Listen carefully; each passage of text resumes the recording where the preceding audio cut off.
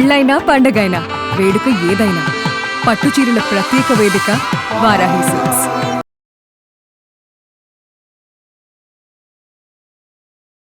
రమగారు, నెమలి పించం ఇంట్లో ఉంచుకోవచ్చా? ఉంచుకుంటే ఏమవుతుంది? అంటే నాకు ఒక్కదానికి వాడతారని మాత్రం తెలుసు, బల్లులు రాకుండా పెడతారటండి. అదొక్క పాయింటే తెలుసు నాకు. ఇంకా ఏమైనా ఉపయోగాలు ఉంటాయండి? అది కాదు, ఇలాంటి అనుమానాలు ఎందుకు వస్తాయో అర్థం కాదు. వస్తాయండి, అంతేనండి, అంతే. రోడ్డు మీద అప్పుడప్పుడు మనకి ఈ నెమలి పించాలు అమ్మేవాళ్ళు కనపడతారు. అవును. నెమలి పించం అంటే ఏమిటి? అదేమన్నా ప్రత్యేకమైందా? దాని తోకలో కుచ్చు, అంతే అంతే కదా.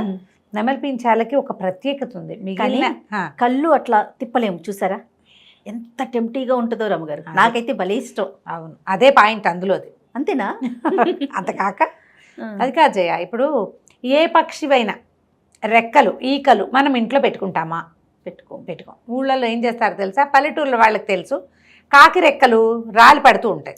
3-4 రెక్కల్ని ఇలా కట్టి వేళ్లాడేస్తారు, కాకులు రాకుండా ఉండటం కోసం. పొద్దుటిపూట ఈ వెన్న చేసుకున్నా ఏదైనా ఎండ పెట్టినా కాకులు కవట్లాడిపోవటం అంటారు దాన్ని. కాకులు పడిపోతూ ఉంటాయి వచ్చి. అప్పుడు ఏం చేస్తామంటే ఈ కాకి రెక్కలు కడితే కనుక కొంచెం అక్కడేదో వీళ్ళు కొట్టి దాన్ని చేశారన్న అనుమానంతో కాకులు రావుట. ఓకే, రావని మా వాకిట్లో కూడా 1-2 కట్టేసి ఉంటుండేవి. మాకు పెద్ద వాకిలి, ఏదో ఓ పక్కన ఒడియాలు పెట్టిన దగ్గర మాత్రం అది కట్టేవాళ్ళం. అది మనకి కాకులు ఎక్కువ కనిపిస్తాయి, మనం ఇక్కడ కనిపించవు. ఇక్కడ అసలు నేను కాకి కనిపిస్తాయి, పావురాలే ఉంటాయి. అవును, ఇప్పుడు పావురాయి రెక్కల్ని ఇంట్లో పెట్టుకుంటామా? మనం పెట్టుకోం కదా. ఇప్పుడు ఎట్లా మన జుట్టు రాలింది, ఎంత మంచి జడ ఉన్నది, ఇంత భారీ జుట్టు అని దాన్ని ఉంచుకుంటాం? లేదు, ఉంచుకో. అందంగా పెంచుకున్న గోళ్ళని కట్ చేశాక శోభించదు, తీసుకెళ్ళి జాగ్రత్తగా మట్లో పడేయాలి దాన్ని. అంతే. ఇంట్లో కూడా వేసుకోకూడదు. ఏదో పక్కన పడి ఉంటుందిలే, రేపొద్దున ఊడవచ్చలే అని కూడా భావించాం మనం. జుట్టు దువ్వంగానే చుట్టడం, ఏ డస్ట్బిన్లోనే పెట్టడం. మట్లో కూడా పెట్టేసేయచ్చు. గోల్డ్ కానీ ఇవి కానీ అవి కరగడానికే చాలా సమయం పడుతుంది. పక్షి రెక్కలు కూడా అలాంటివే. ఏ పక్షి రెక్కనైనా ఈకలని, రెక్కలని కాదు, రెక్కల్లో ఉండేటువంటి ఈక, కాకీక అని చెప్తాం కదా. కాకీకకి లేని ప్రత్యేకత నెమలీకకి ఎందుకు వచ్చిందంటే కృష్ణుడు దాన్ని ధరించటం వల్ల. భగవంతుడు ధరించాడు కాబట్టి అది భగవత్ సంబంధమైన వ్యవహారంగా భావించి మనం అది ఉంచుకుంటే కృష్ణ సాన్నిధ్యం ఉన్నట్టు ఒక మనసుకి సంతోషం. కృష్ణుడు నిరంతరాయంగా దాన్ని ధరించడం. ఏ కృష్ణుడు చిట్టి బుజ్జి బొమ్మ ఉన్నా ఇంత బొమ్మ ఉన్నా ఆయన నెమలి పింఛను ధరించే ఉంటాడు. ఆయన ఎప్పుడు ధరించి ఉంటాడు? అది రాజకుమారుడు అయిపోయాక కాదు, గొల్లవాళ్ల పిల్లాడిగా ఉన్నప్పుడు ఇంతంత చారడేసి, ఇంతంత కళ్ళు, ఎర్రటి పెదిమలు, ఆ నీలంగా ఉండేటువంటి నలుపు ఛాయలో పిల్లవాడు, బొద్దుగా ఉన్నవాడు, ఆ మహాద్భుతమైన సౌందర్యవంతమైన నవ్వు ఉన్నవాడు. ఆ పిల్లవాడికి దిష్టి తగలకుండా వేరే రంగు మీదకి దృష్టి పోవటం కోసం వాడి బుగ్గ మీద కాటికి చుక్క పెట్టినా కనపడదు, నల్లవాడు కదా. అందుకని వాళ్ళమ్మ ఈక పెట్టేది. నీలమేఘశ్యాముడు కదా. ఈ మొహం గబుక్కుని చూడంగానే దీని మీదకి దృష్టి వెళ్తుంది. అందుకని ఏం చేసేది, దానికి చుట్టూతా ముత్యాలు చుట్టేది, కొప్పు చుట్టూతా. కృష్ణుడు కొప్పేసేది కదా. అవును కదా. అవును. కృష్ణ పిలక ఈ పైన ఆ పిలకేసి దానికి ఒక పింఛం పెట్టి దానికి ఒక ముత్యాల పేరు వేళ్లాడేస్తే ఈ పిల్లాడిని చూడగానే జగన్మోహనమైన వాడి నవ్వులోకి పడిపోకుండా, వాడికి దిష్టి తగలకుండా పైకి వెళ్ళేది చూపు. అలా పెట్టబడింది. చూపుని ఆకర్షించటం కోసం పెట్టారు. ఆయనతోటే ఉండిపోయింది ఆ నెమలి కన్ను. ఆయనంతటా ఆయన స్వయంగా తీసుకున్నది కాదు, తల్లి చేసింది. యశోదాదేవి తన ప్రీతితోటి అన్ని వర్ణాలున్న చోట కన్ను ఆటోమేటిక్గా దాని మీదకి వెళ్ళిపోతుంది కాబట్టి పెట్టారు. ఇప్పుడు మనం కూడా మన ఇంటికి నెగిటివ్ ఎనర్జీ సోకకుండా ఉండడానికి చాలా చేస్తాం కదా. అవును. అట్లాగే ఇలాగ ఈ సప్తవర్ణాలు ఇంద్రధనుసు రంగుల్ని ఆవిష్కరించేటువంటి ఈ నెమలి కన్నుల్ని గనక అట్లా ఇంట్లోకి రాగానే కనపడేలాగా పెట్టుకుంటే కొంత అబ్బో వీళ్ళు భలేగా ఉందే అన్న ఫీలింగ్ని అది లాక్కుంటుంది. ఇది మెయిన్ పాయింట్. ఓకే. నెమలి చాలా అద్భుతమైనది. పైగా ఏంటంటే దీని మీద బోల్డన్ని కథలు కనిపిస్తాయి మనకి ఇంటర్నెట్లో. అది అస్ఖలితమైంది అంచేత దాన్ని పెట్టుకోవాలి, ఏదో కృష్ణుడికి సంబంధించింది, అదేమీ కాదు. అవన్నీ భావాలే. ఈ సంస్కృత కావ్యాల్లో రాస్తారు, నెమలి నాట్యం ఆడేటప్పుడు అది ఏంటంటే పురి విప్పుతుంది కదా. ఆ పురి విప్పినప్పుడు అది మేఘాల్లో అది ఎగిరేటప్పుడు దాని కంట్లో నుంచి నీరు వస్తుంది. ఆ వచ్చే నీరు దాని యొక్క వీర్యమని. ఆ నీటిని తీసుకున్న ఆడ నెమలికి గుడ్లు వస్తాయి, పిల్లలు పుడతాయని. కానీ ఇవి రెండు మేటింగ్ లేదని ఉండదని సంస్కృత కావ్యాల్లో ఉంది. అట్లా పాత కథల్లో చెప్తారు. కానీ మన డిస్కవరీ ఛానల్లో చూస్తే అన్ని బర్డ్ మేటింగ్ లాగానే వీటికి మేటింగ్ ఉంది. అది నిజమో కాదో, కవి కల్పితమో లేదా కవి సమయాలుగా చెప్పబడతాయి. ఇప్పుడు ఆడనెమలి అందంగా ఉండదు, మొగనెమలి మహాద్భుతంగా ఉంటుంది. ఈ పింఛ ఉండేది మొగనెమలికి. అవును, ఆడనెమలి సామాన్యంగా. నువ్వు కోళ్లల్లో కూడా చూడు, అది ఒట్టి నెమళ్ళకే కాదు, కోడిలో కూడా పుంజు భలే అందంగా ఉంటుంది. పెట్ట సామాన్యంగా ఉంటుందమ్మా. అవును కదా. సింహం అందంగా ఉంటుంది. శివంగి అది విధాత సృష్టి, ఒక నెమలికే ప్రత్యేకం కాదు అది. దీనికి కూడా దీని లక్షణాలు దీనికి ఉన్నాయి. ప్రధానమైంది ఇది భగవంతునికి శిరోభూషణంగా ఉండటం వల్ల మనం ఇది చేస్తాం అంతే. ఇప్పుడు ఈకల్ని కూడా ఇన్నేసి పెట్టుకోం, అవి మనకి దొరకవు, మన ప్రాంతాల్లో కనపడవు, కొనుక్కుంటాం ఎక్కడైనా కనపడితే. పైగా ఒకసారి తెస్తే పాడవదు, చాలా కాలం పాటు ఆ అద్భుతమైన అమరిక. అదంతా కూడా భగవత్ సృష్టి విచిత్రమే కదా. అవును, దానికి ఇప్పుడు పక్షులకి వాటి శరీరపు రంగులే జనరల్గా ఉంటుంటాయి. వాటి ఈకల్లో కాకికి నల్లగా, పావురానికి తెల్లగాను, కాస్త గ్రే కలర్లో ఉంటుంది.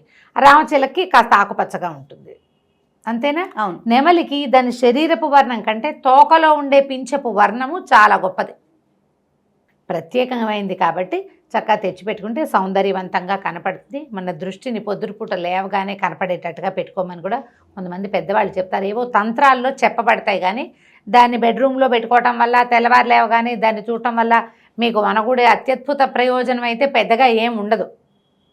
కాకపోతే ఏంటంటే ఒక ప్లెజెంట్ ఫీల్, ఒక నెగిటివ్ ఎనర్జీని లాక్కునేటువంటి, అంటే దృష్టిపాతాన్ని లాగేటువంటి ప్రత్యేకమైన లక్షణం ఉంది. కాబట్టే ఇది పెట్టుకోవాలి.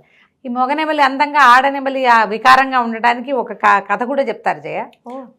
పూర్వము క్రౌంచ్ పక్షులు అంటే ఇప్పుడు స్వర్గంలో ఉంటాయట. క్రౌంచ్ పక్షి అంటే క్రౌంచ్ పర్వతం, అది ఎక్కడ ఉంటుంది, మన కుమారస్వామి ఉంటాడని క్రౌంచ్ పర్వతం మీద అట్లా చెప్తారు. ఆ పక్షులట దేవతా పక్షులు అని చెప్పాలి, స్వర్గంలో ఉండేవి, మేరు పర్వతం మీద విహరిస్తాయట. అవి ఒక సమూహంగా భూలోకంలోకి వచ్చినప్పుడు గాయపడ్డాయట.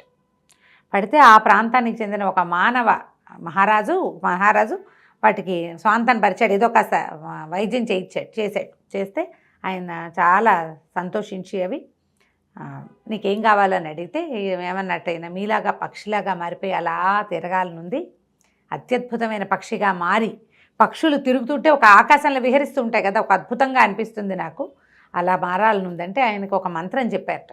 ఆ క్రౌంచ్ పక్షులు చెప్పి సౌందర్యవంతమైన పక్షిగా మారిపోతావు నువ్వు అని చెప్పి, ఈ మంత్రం మాత్రం ఎవ్వరికీ చెప్పకూడదు అని చెప్తే ఈయన అప్పుడప్పుడు ఆ మంత్రం చదువుకుని ఈ అందమైన నెమలిగా మారిపోయి అలా తిరుగుతూ ఉంటాడు. నెమళ్ళు ఎగురుతాయి కదా. అవును, ఎగురుతాయంటే ఈ మామూలు పక్షులు చేసినట్టు అలా విహరిస్తూ ఉండవు, కానీ పెద్ద చెట్టు కింద నుంచి ఒక్క ఎగిరెగిరి చెట్టు ఎక్కగలుగుతాయి. విహరించేవాడు తోటల్లో, తనకు సంబంధించిన తోటల్లోనే విహరిస్తుంటే ఈ భార్య ఆయన వెంబడబడి నాకు రహస్యం ఎందుకు, రహస్యాలు చెప్పకపోతే ఒప్పుకోని భార్యలు ఎక్కువ మంది ఉంటారు. ఏదైనా కాస్త సీక్రెట్ ఉంటే నాకెందుకు చెప్పవు, సహధర్మచారిణి కదా, అది కదా ఇది కదా, నన్ను ఇచ్చేస్తావా అడ్చేస్తావా, ఈ పాయింట్ మీదే రహస్యాలు చెప్పడు కాబట్టి వదిలేసే భార్యామణులు కూడా కనపడతారు. బలవంతంగా ఆ మంత్రం చెప్పించుకున్నాక ఆవిడ కూడా, కానీ ఆ మంత్రం చదివే తొందరపాటులు ఆవిడ సౌందర్యవంతమైన అనే మాట చెప్పలేకపోయింది. దాంతో కురిపోయిన మగ నెమలిగా ఉండిపోయింది అనమాట. ఆడనెమళ్ళు బాగుండవు, పీహెన్స్ అంటారు, కోడిలానే ఉంటుంది, అది కోడిలాగానే ఉంటుంది. అట్లా పుట్టిందని నెమలి తను ఎంత కోరుకున్నాడో, ఎన్ని వర్ణాలు కావాలని ఆయన భావించాడో అలా పుట్టాడని కథ చెప్తారు. ఓహో, నీకు వాళ్ళు ఆ క్రౌంచ పక్షులు చెప్పించాయట అతన్ని, నీకు భార్య ద్వారా సంతానం కలగదంటే అప్పుడు ఆయన చాలా దుఃఖిస్తే విధాత అతనికి అవకాశం ఇచ్చాడు. నీకు వీర్యం కంటి నిండా వచ్చే మార్గం నేను చెప్తానని కనికరిచ్చాడు. ఇది ఒక కథ. మరి ఈ కథని బేస్ చేసుకున్నా ఇంకో బేస్ చేసుకున్నా ఇలాంటి మాటలు పుట్టినాయి. కానీ జనరల్గా పక్షుల్లో చాలా చోట్ల కూడా జంతువుల్లో కూడా మగవి బాగుండి ఆడవి సామాన్యంగా కనపడతాయి. ఓకే, అలా కనిపిస్తాయి తప్ప దాని మీద ఆలోచించి దానివల్ల అదేదో జరుగుతుందని మాత్రం భావించకండి. బట్ ఇంట్లో ఉంటే ఏమవుతుందంటే మనకి ఒక పాజిటివ్ ఎనర్జీ, పాజిటివ్ సోర్స్ ఆ కలర్స్ వల్ల. అవును, ఇప్పుడు అలా అందంగా అమర్చే రంగులు మనం చాలా కష్టపడాలి అట్లా కలర్స్ సరిచేయటానికి. ఇవి మనం ఏం కష్టపడక్కర్లేకుండా దొరుకుతాయి మనకి. మనం ఇంత అపురూపంగా పెట్టుకుంటామా? మీకు తెలుసో తెలీదో, రాజస్థాన్లో ఈ నెమలికల చీపులతో వాకిళ్ళు ఉడుచుకుంటారు. వాకిలి ఊడుస్తారు లిటరల్లీ. ఓ కుంచగా యూజ్ అవుతుంది అది. పొడుగ్గా ఉంటుందా, అవునవును. ఎక్కువ రోజులు రాలిపోకుండా గట్టిగా ఉంటాయా. పాత రాజస్థానీ మూవీస్ చూస్తే అక్షరాల నిజమమ్మా. మీ తాలూకు భగవంతుని వ్యవహారంలో నేను ఏదైనా అడ్డం పెడుతున్నాను అనుకోండి, కృష్ణుడు అంటే నాకు పంచప్రాణాలే, చాలా ఇష్టం కదా మీకు. చాలా ఇష్టం. కూర్చున్నా నుంచున్నా కృష్ణానే, దాన్ని ఎవరైనా దండం పెట్టినా కృష్ణార్పణమే. ఇలా జరుగుతుంది. అదేలేండి, ఆ ప్రాంతంలో అలా వాడతారు. ఇప్పుడు కృష్ణుడు అని భక్తిగా పెట్టుకునేవి. చిన్నప్పుడు ఏం చేశాను, నెమలికి పెట్టి దానికి కొబ్బరి ఇది వేసేవాళ్ళం, కొబ్బరి పువ్వారం అంటారు. ఏంటంటే లోపల మొవ్వులో మెత్తటి గుజ్జు లాంటిది ఉంటుంది, అది పెడితే ఇది పిల్లలు పెడుతుంది అనుకునేవాళ్ళం చిన్నప్పుడు. నెమలిక పిల్లలు పెడుతుంది. దానికి ఆహారం ఏంటంటే కొబ్బరి పువ్వు, అదే ఆ కొబ్బరి తొట్లో ఉండేటువంటి మెత్తటి బూజు లాంటిది. అది తీసుకొచ్చి పెట్టుకునేవాళ్ళం మేము మా చిన్నప్పుడు స్కూళ్ళల్లో చేసేవాళ్ళం. పుట్టేవారు ఏమో మరి పుట్టాయో లేదో, మా ఇంట్లో ఎప్పుడు పుట్టలేదు. అంటే మేము ఏమనుకున్నామంటే మేము పదే పదే తీసి చూస్తున్నాం, అందుకే పుట్టలేదు అనేది మా అక్కయ్య, మా వసంత చెప్తుండేది అలాంటివి. నువ్వు ఎంతసేపు తీసి చూస్తావే, అలా తీసి చూస్తుంటే కుదరదు, చూడకుండా ఉండేది, పుట్టేసిందేమో తెల్లారేసరికి ఒక యావగా ఉండేది. అవన్నీ ఇలా చెప్పుకునే కథల్లో క్రమంగా ఏంటంటే అదేదో అద్భుతమైన పాజిటివ్ సోర్సు భగవంతుడిని దింపేస్తుందని భావించకండి. ఒక చిన్న అందమైన వస్తువు కింద చక్కగా పెట్టుకోవచ్చు. అలాగే ఎక్కువ ఎక్స్పెక్టేషన్స్ పెట్టుకోవద్దాం, అద్భుతాలు జరగవు, అంతే తాపీగా జరుగుతాయి ఏదైనా జరిగితే.